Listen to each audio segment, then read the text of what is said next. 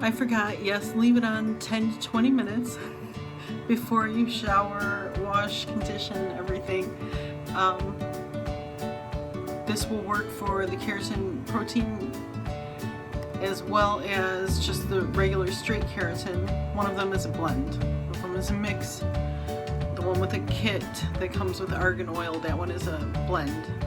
And then the other one is 100% keratin ingredient, and you can use them both the same way though. But they're both amazing. Look at my hair now. I just can't get over it. I just can't. I mean, now it has keratin in it, so it's a little bit stiff, it's a little gummed together, which I don't know.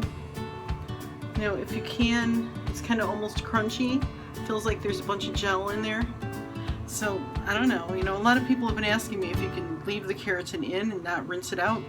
Not really sure.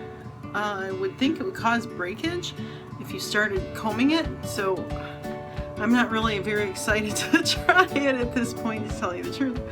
But if you have tried it, please comment below. Appreciate it greatly.